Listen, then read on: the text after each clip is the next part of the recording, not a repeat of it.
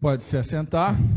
Muito boa noite, igreja linda da Videira. A pessoa mais linda da Videira vem aqui na frente agora depositar a oferta, os dízimos. E é um prazer imenso estar aqui novamente com cada um dos irmãos. Eu sempre digo que estar aqui é algo maravilhoso, poder compartilhar a palavra de Deus com os amados irmãos e ver o que Deus tem feito por esta igreja, nesta igreja, através do Espírito Santo. Então, mesmo dentro de tanta desconfiança, de tanto descrédito, de tantas pessoas afastando, deixando Deus, eu vejo o quanto essa igreja permanece fiel, permanece firme, permanece caminhando, e isso é motivo de orgulho e louvor a Deus. Então, agradeço sempre a Deus por esta porta aberta, agradeço sempre a Deus pela vida dos irmãos e agradeço a Deus sempre pela oportunidade de estar aqui, podendo compartilhar a palavra de Deus com cada um de vocês. E eu tenho falado um pouco sobre caminhada cristã.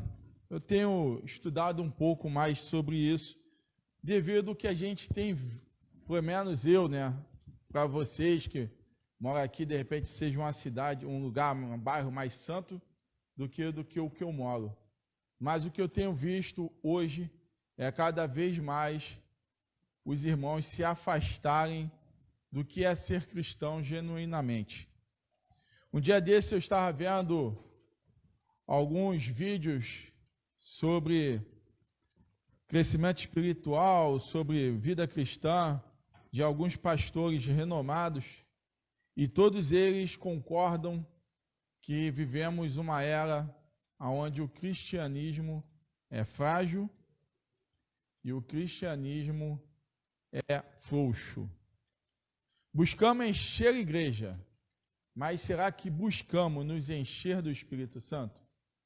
Buscamos fazer grandes congressos, mas será que buscamos ter grande relacionamento com Deus?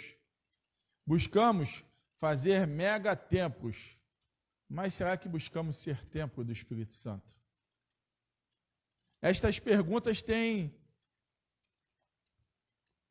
incomodado bastante a minha mente e o meu coração. Não porque eu tenha vivido crise espiritual ou crise da minha fé, mas porque eu quero, de alguma maneira, fazer a diferença nesse momento tão turbulento no qual vivemos. Nunca foi tão frágil ser cristão.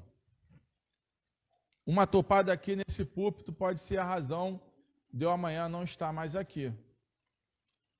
Às vezes, um irmão tem os seus dias ruins, assim como eu, qualquer um de nós não estamos livres de não ter o dia ruim. E às vezes aquele irmão não está muito afim de falar, e a gente já olha de rabo de olho, já acha, naquela igreja o pessoal não é muito meu fã. E com isso, nós vamos perdendo as promessas de Deus na nossa vida. Nós acabamos falando, uma pregação passada eu falei, sobre buscar as promessas de Deus nas nossas vidas.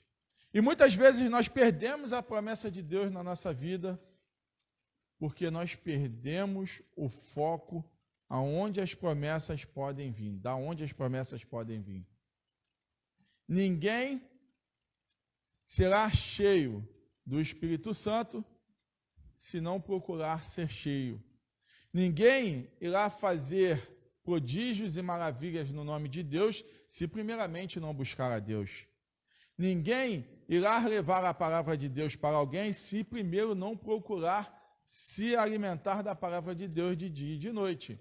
Ninguém irá subir ao púlpito se primeiro não buscar o Espírito Santo e a sua iluminação para que você possa trazer aquilo que Ele quer que você fale.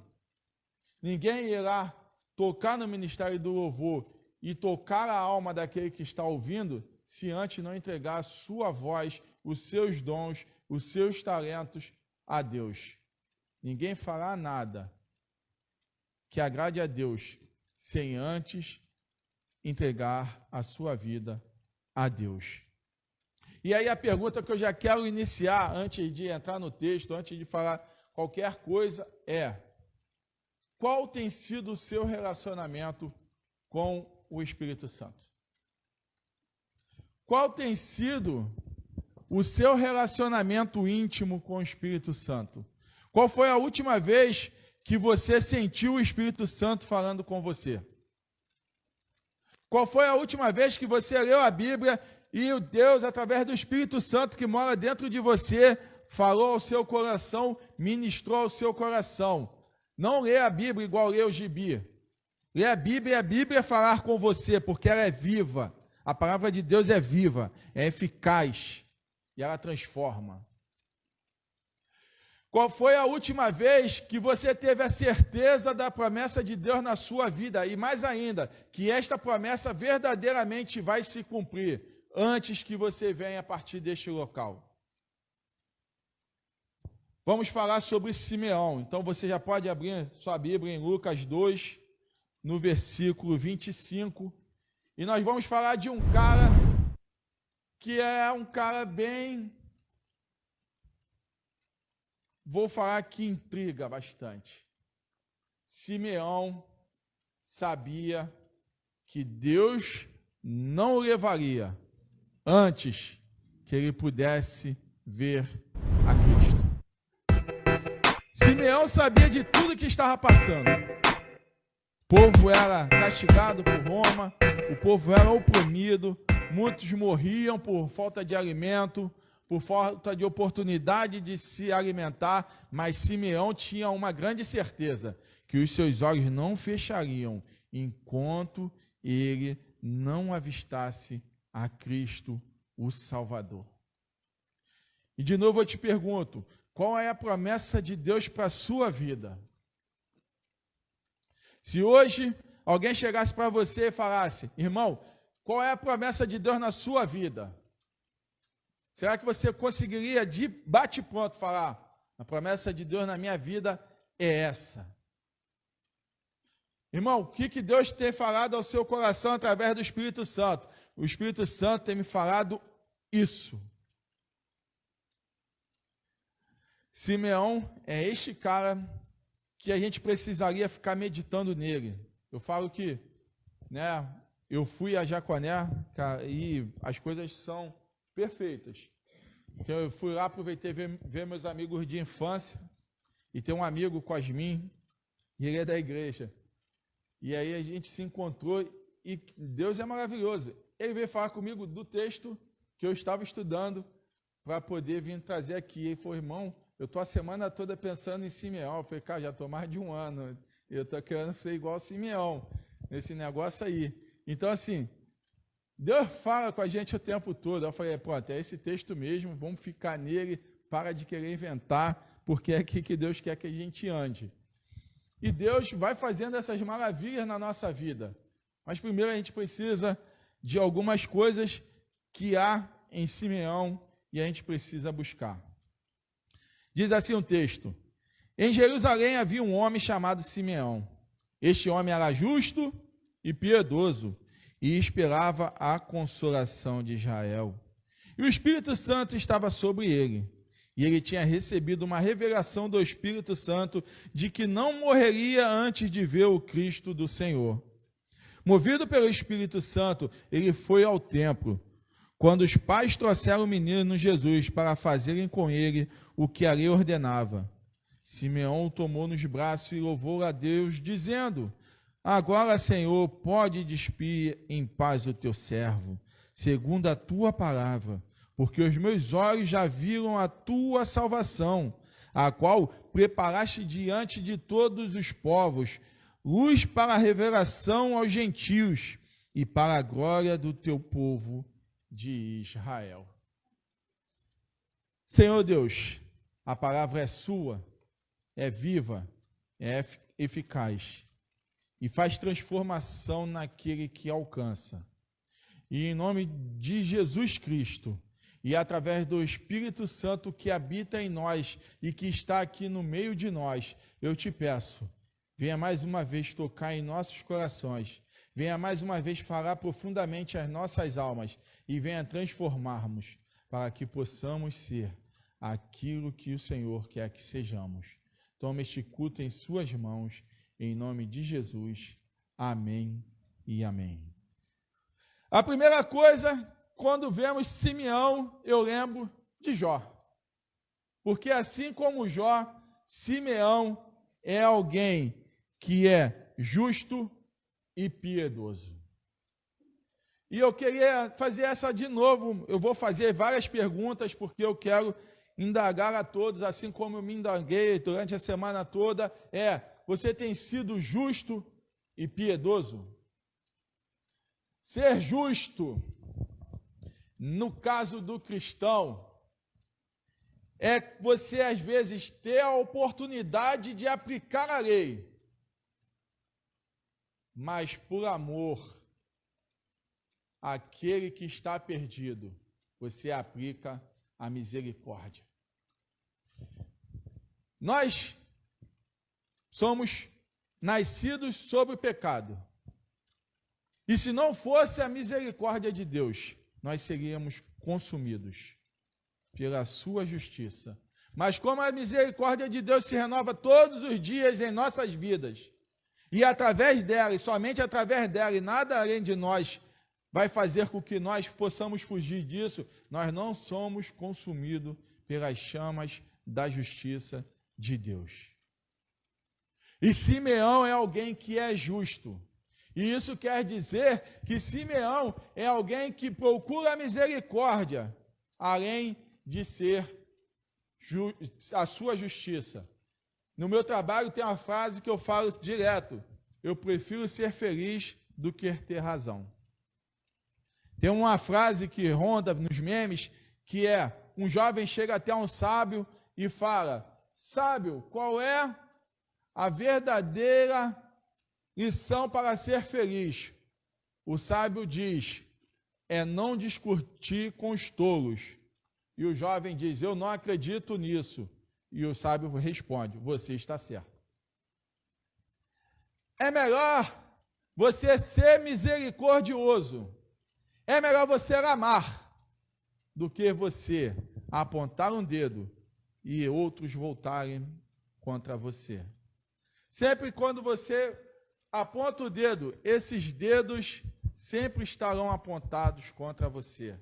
Esta é a verdadeira lição de que não aponte um dedo para ninguém. Nós, às vezes, achamos-nos tão justos,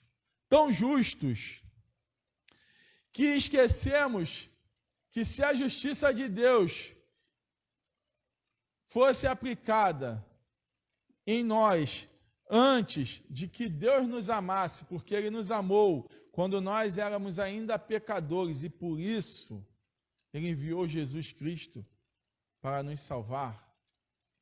Se a justiça dele estivesse antes da misericórdia, todos nós já teríamos sido consumidos. Então nós podemos ver que Simeão era alguém justo, mas também é alguém piedoso. E aí a pergunta que eu te falo, e eu te faço: qual foi a última vez que você praticou piedade na vida de alguém? Qual foi a última vez que você esteve com alguém que estava em necessidade e você se colocou no lugar daquela pessoa?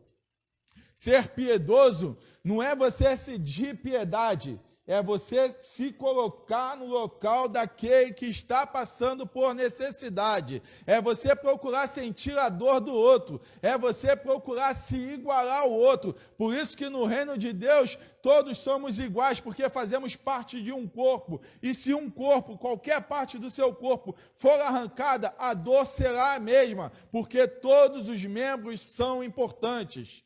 Seja ele na sua concepção mais grande, ou maior ou menor, mas eu quero te dizer que não existe maior nem menor no reino de Deus. Deus nos amou quando nós éramos pecadores, e Ele foi piedoso conosco. Porque lá na cruz do Calvário, ele se colocou no meu lugar. Foi por mim. Era eu que deveria estar lá. Era eu que deveria pagar por os meus pecados. Mas Jesus se colocou no meu lugar e com a sua piedade derramou todo o seu sangue para que através dessa piedade eu pudesse encontrar a salvação que só existe nele, porque ele é o caminho, a verdade e a vida, e ninguém vai ao Pai a não ser por ele. Piedade não é fazer boas obras. Piedade não é dar o quilo do amor. Piedade é você pegar aquele que está com fome e compartilhar o seu alimento com ele. Piedade é você pegar aquele que está chorando e chorar com ele. Piedade é você pegar aquele que está precisando de consolação e o consolar. Piedade é você pegar aquele que está precisando de um abraço e você se colocar no lugar dele e você pegar todo o sentimento que você tem de bom e através do seu abraço você transferir para ele aquilo que tem de bom dentro de você. Piedade é quando eu olho para a cruz do Calvário e olho que era eu que deveria estar lá, mas eu vejo que Jesus Cristo se colocou em meu lugar e através da sua piedade as minhas feridas do meu pecado foram saradas. Isto é ser piedoso. Então, podemos dizer que a primeira coisa para que o Espírito Santo tenha um bom relacionamento, assim como tinha com Simeão, assim como Deus teve com Jó, e assim como Deus teve com outros grandes homens na Bíblia, e outros homens durante a fase que estiveram aqui na terra, é ser justo e piedoso.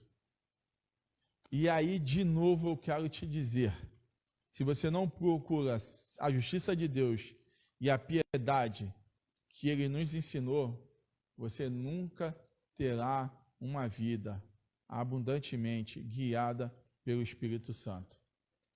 Não adianta procurar falar em língua, rodar no manto sagrado, pisar no sapatinho de fogo, rodar no Espírito Santo, fazer o que for. Isso tudo vai ser balela.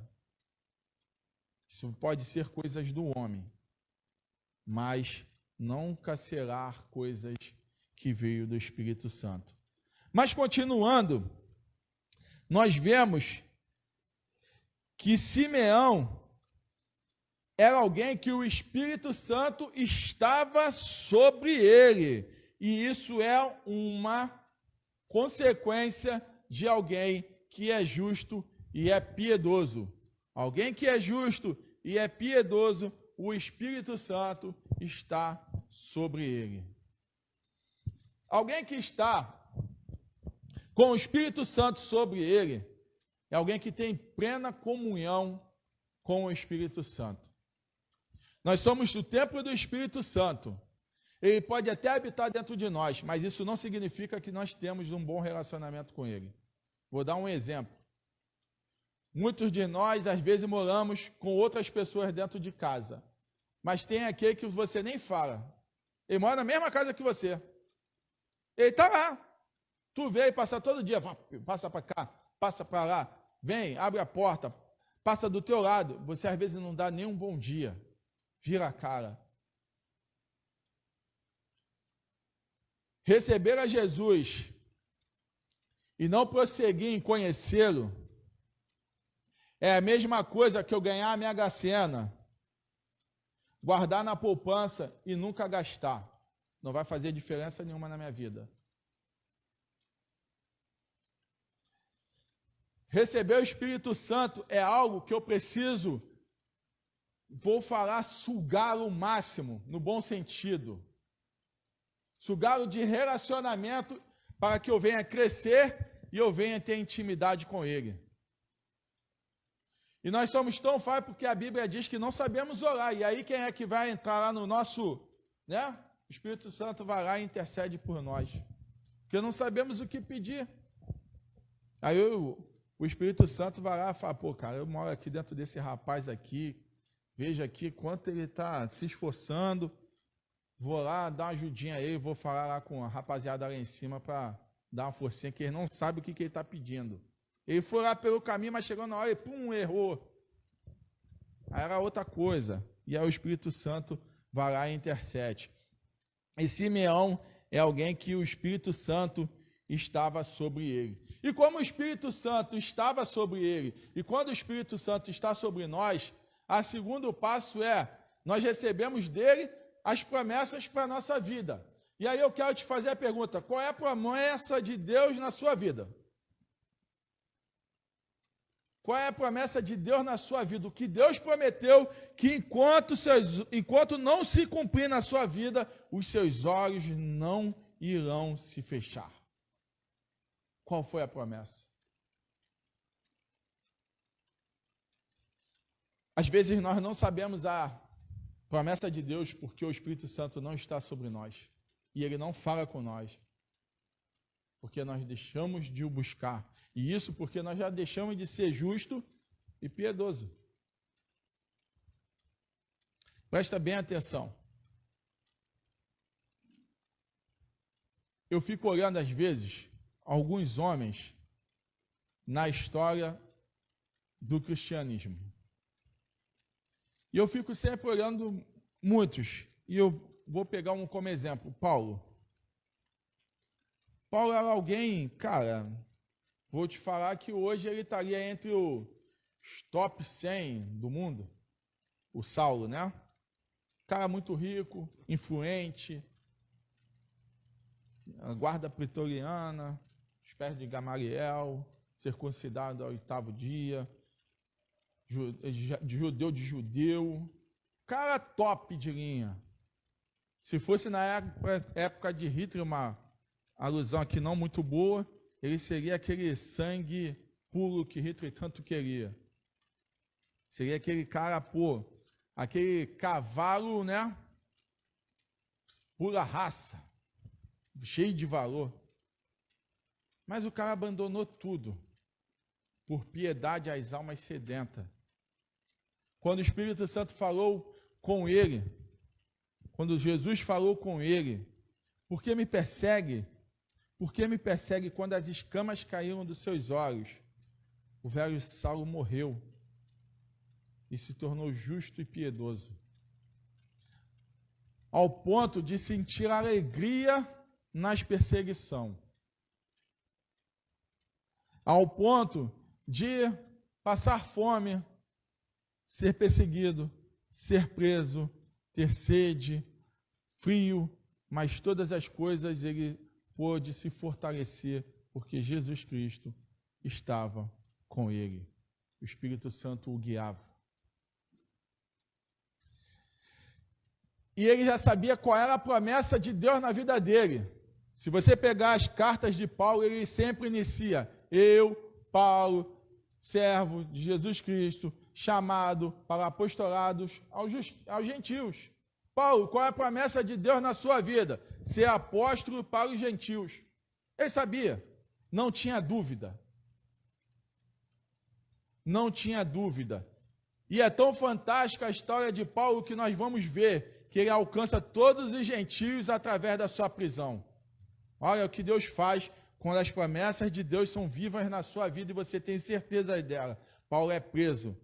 E Paulo é levado no navio para chegar até Roma para ser julgado, porque ele requer a cidadania romana dele, porque ele é um cidadão romano. Eu quero ser julgado em Roma, porque eu sou um cidadão romano. E ele vai naquele barco, e ele vai passando por toda a província romana, e ali ele vai pregando de porto em porto, que vai parando, ele vai falando, ele vai falando, ele vai falando, ele vai falando, ele vai falando, e ele alcança todos os gentios da época. Porque as promessas de Deus na sua vida, mesmo que depois que ela se cumpra, você venha a morrer, porque foi isso que aconteceu na vida de Simeão, foi isso que aconteceu na vida de Paulo, mesmo que depois venha a se morrer, tu tenha certeza de uma coisa: você não irá partir desta terra, enquanto as promessas de Deus não se cumprirem na sua vida. Mas continua dizendo que Simeão apesar do Espírito, além do Espírito Santo estar sobre ele, ele tinha recebido uma revelação do Espírito Santo, que não morreria antes de ver o Cristo do Senhor. Presta atenção. Há uma promessa desde o Antigo Testamento que o reino seria eterno. E nós vamos ver, não estava no script, mas vamos pular o script aqui. Vamos lá em Mateus 1.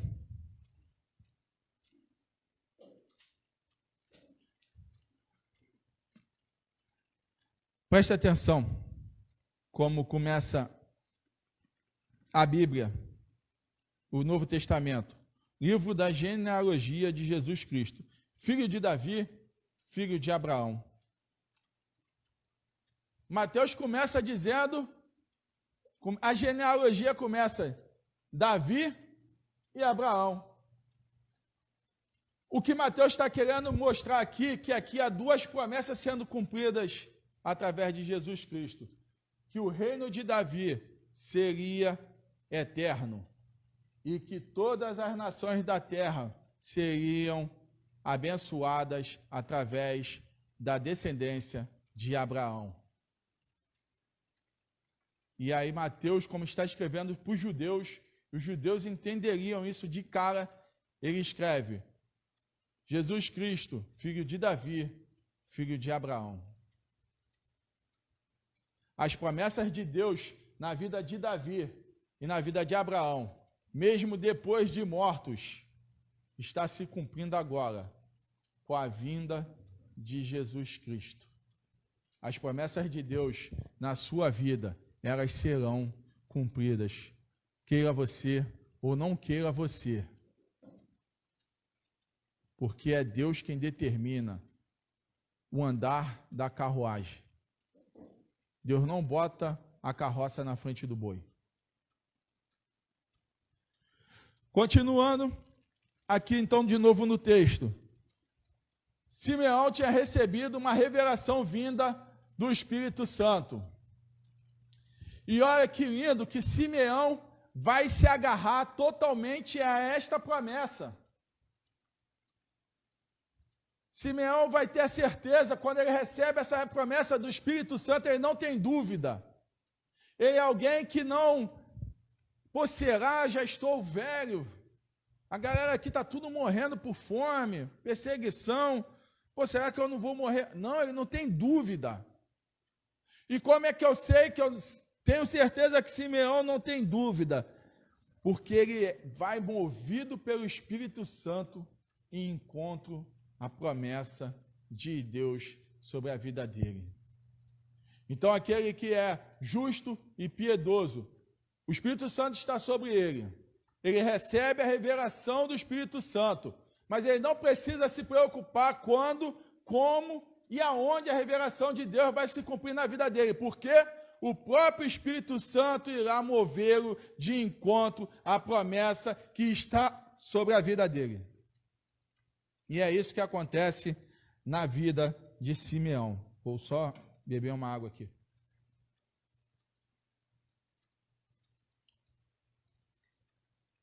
Simeão está lá, firme, constante e confiante que a promessa de Deus vai estar sobre a vida dele. E aí, no momento exato, o Espírito Santo pega Simeão e fala: vamos embora, cambango. Está na hora da promessa de Deus se cumprir na sua vida. E o Espírito Santo o move até o templo.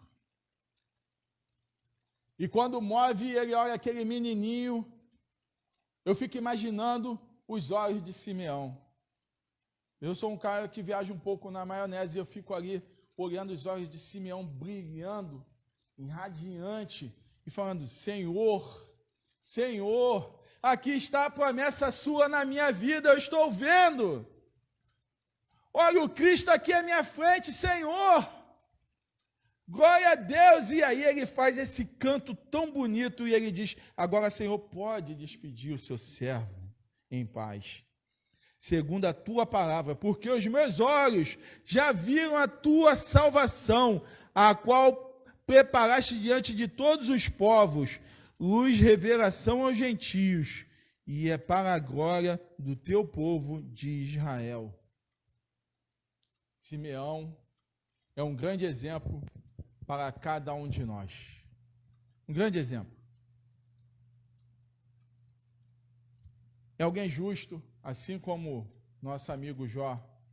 É alguém piedoso, assim como nosso amigo Jó. E é alguém que é movido pelo Espírito Santo. E essa é a última pergunta que eu quero fazer para você nessa noite. Você tem sido movido pelo Espírito Santo ou você tem sido movido pelas suas razões? Como eu falei no início, eu prefiro ser feliz do que ter razão. Você tem procurado ser feliz em Cristo ou procurado ter razão no mundo? Se a sua resposta é ter razão, você precisa procurar a piedade e a justiça de Deus, para que o Espírito Santo habite sobre você, para que ele venha morar sobre você, para que ele venha falar em você e para que ele venha mover a sua vida. Como eu falei, eu sou um cara apaixonado por filmes e tem um filme que eu já vi mais de 100 vezes, O Gladiador. E este filme sempre me lembra desta passagem.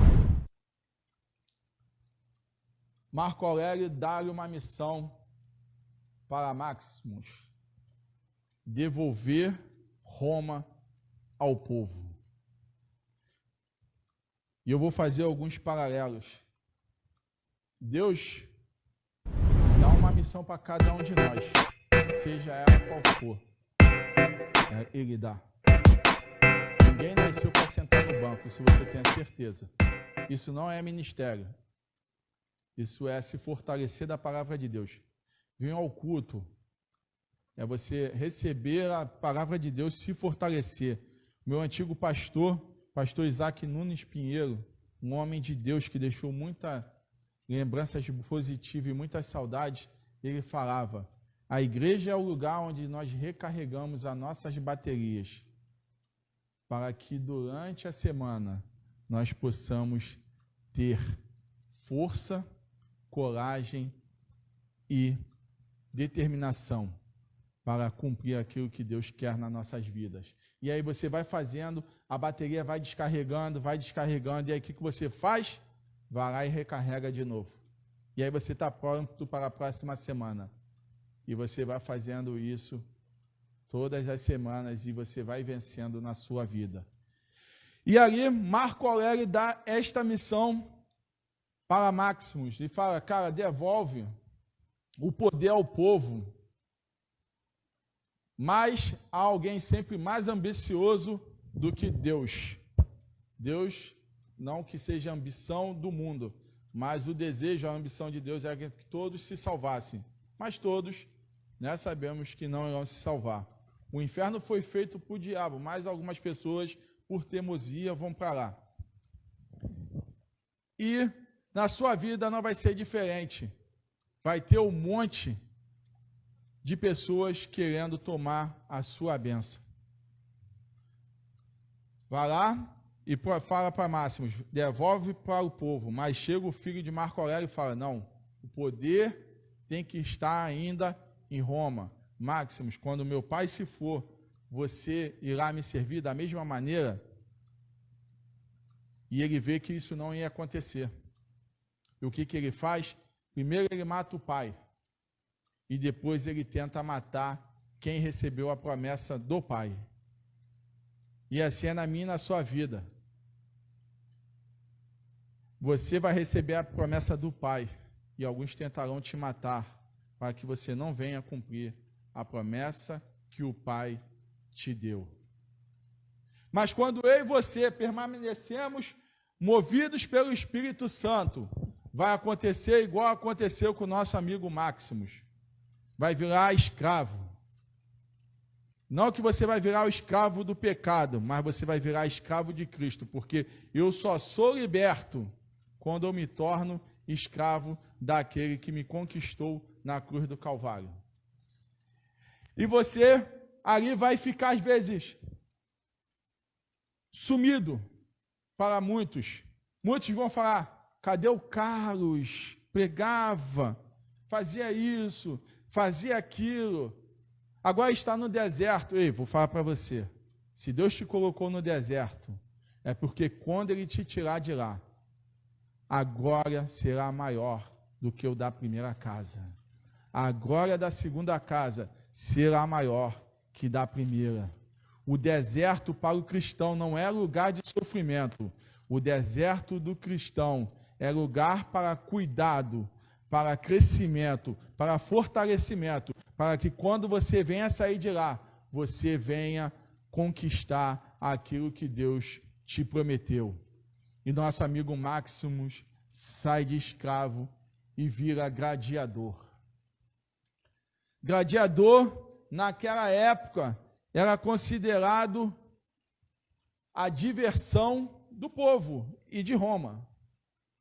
A vida do gladiador só servia para diversão, para mais nada. Tanto que os gladiadores morriam na arena.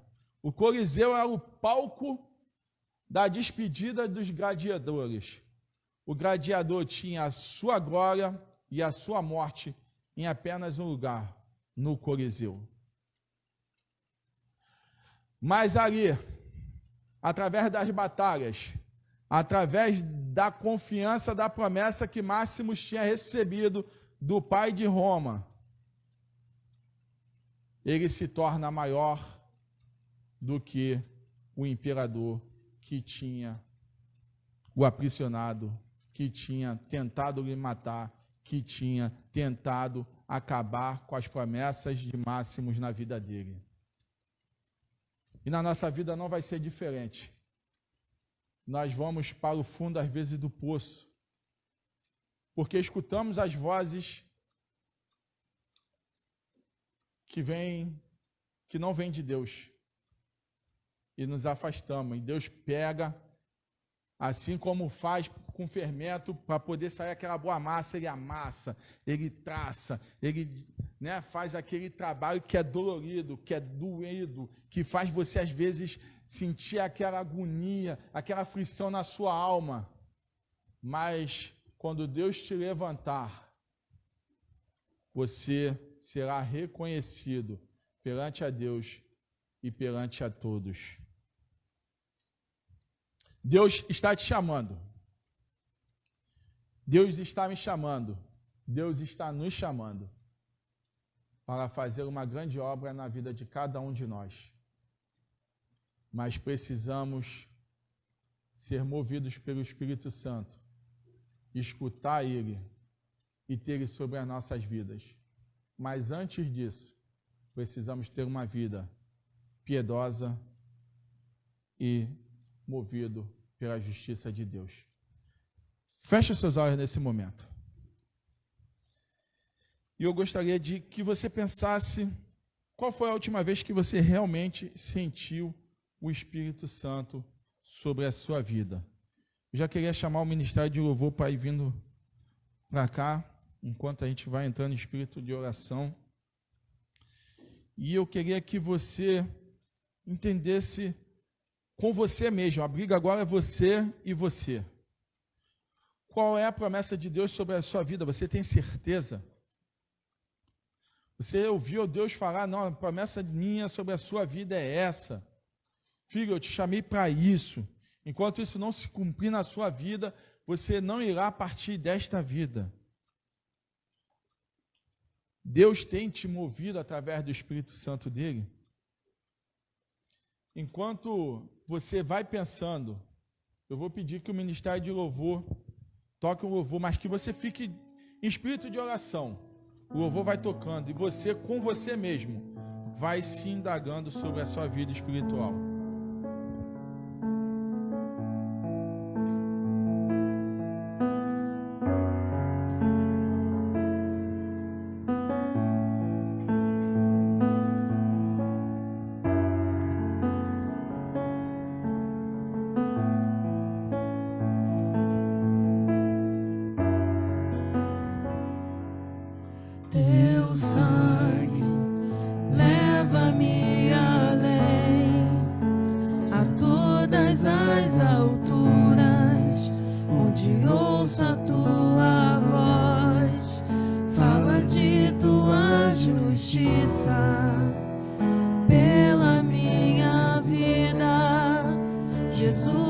Cristo é o teu sangue.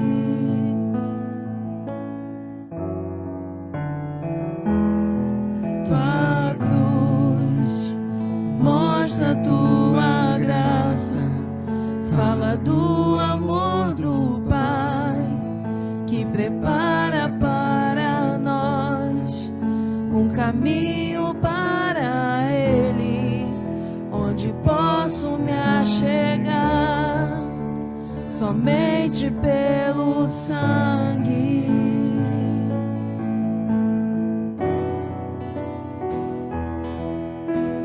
Que nos lava dos pecados, que nos traz restauração. Nada além do sangue, nada além do sangue de Jesus,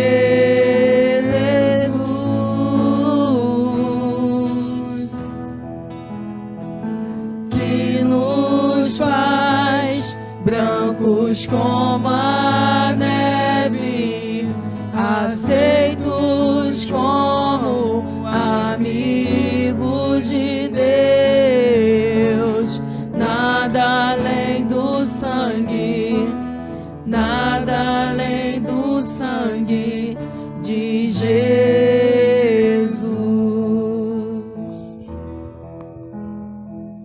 Deus tem uma promessa para a sua vida.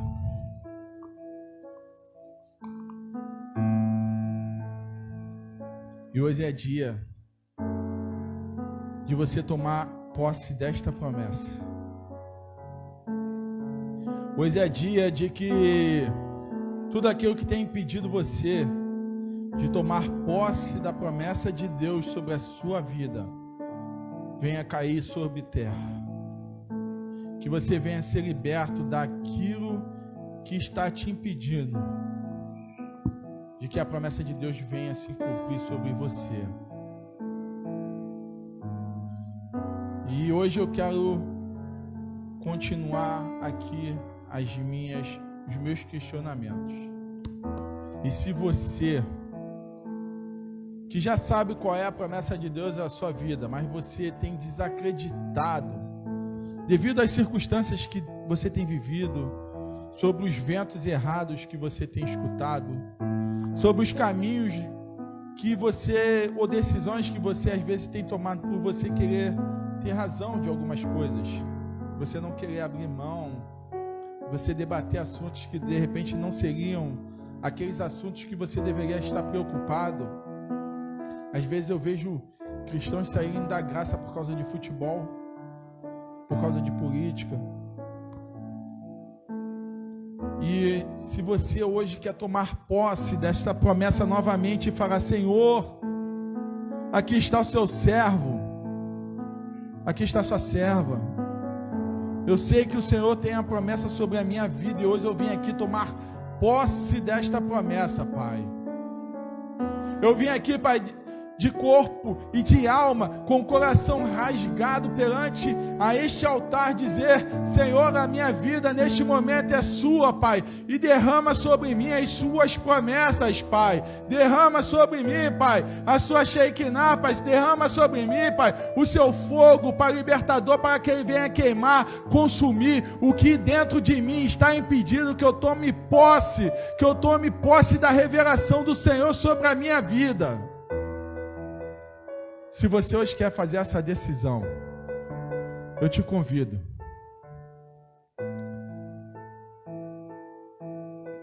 a vir aqui à frente, tomando cuidado, espaçamento, o que for, mas hoje eu te convido a vir aqui à frente, a sair do seu lugar, a você dar um passo, a você demonstrar a tudo aquilo que estava te prendendo, você dizer: eu sou do Senhor, e o Senhor tem uma promessa sobre a minha vida, e você não tem mais poder sobre a minha vida, ou dúvida, ou sofrimento, ou dores, você não tem mais poder sobre a minha vida, só a minha vida agora pertence a Cristo, e as promessas de Deus começarão a ser cumpridas na minha vida a partir deste momento.